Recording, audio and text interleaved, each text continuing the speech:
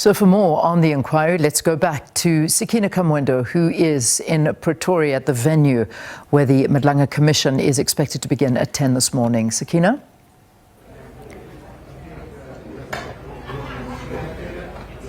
Well, thanks so much, Leanne. Indeed, coming to you from the venue, it is the Bridget Mabanda School of Justice. And it's very interesting, that we are at this very venue. And we'll get into why this is interesting later on. But for now, I have a criminologist with me from the Tshwane University of Technology, Professor Kulufelo Rakubu, just to give us a little bit more insight into what it is that will be unpacked in this building in front of us later on. So, Professor, thanks so much for coming through. But looking at the turmoil that we see the crime intelligence, the SAPS being involved in, has this commission come at the right time, or is it already too late?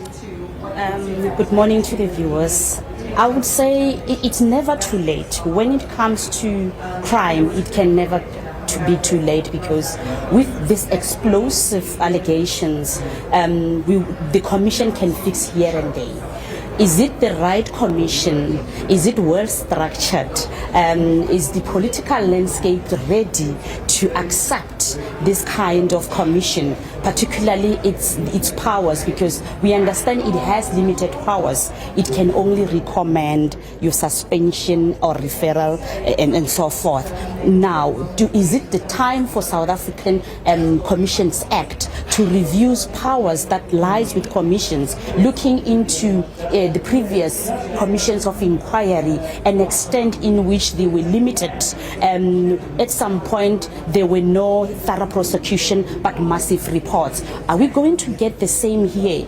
I would say we might get something different. This commission has an opportunity to change the commission's landscape in South Africa. There's so much anticipation. We're hoping not to be disappointed.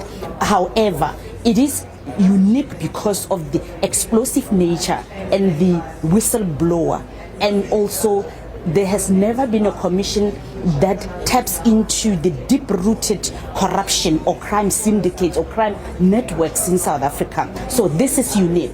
It has an opportunity to change landscape, like I said. Again, it runs a risk of also being one of those costly in commissions with a vague recommendation, but the ad hoc committees, parallel committees, might even supplement this finding, the findings of this committee, because it's not the main player in this field.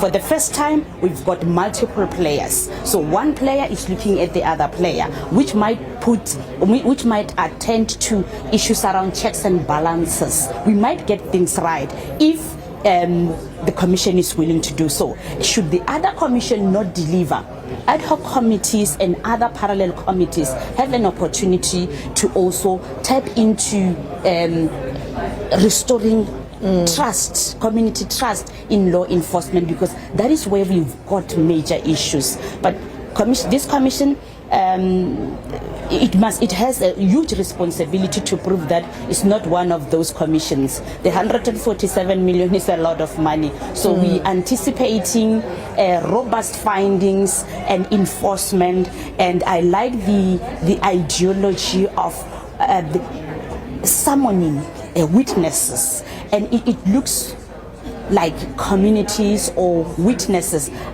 will come to forth. Because of what? Frustration. A lot has happened. This is the first time where state security has been revealed to be so much compromised. So timing is perfect. Politics, then we must be wary of those, because we are here because of political infiltration. A lot, but the mandate, it's too broad. And then it's political interference. It's the criminal justice system as a whole that has been implicated, that goes up to the judiciary, quite apart from the other arms. And of course, as you say, the political will is going to be key here, because post these findings, that is what needs to happen. You make a very interesting point about the commission's landscape and how that is likely to change, but also the changes that are necessary to give these commissions teeth beyond just the recommendations that are non-binding. Yeah. So how do you suggest we go about that particular matter, especially given, as you said, the trust deficit that exists between the public and the criminal justice system as a whole? I'll revert back to the time frame.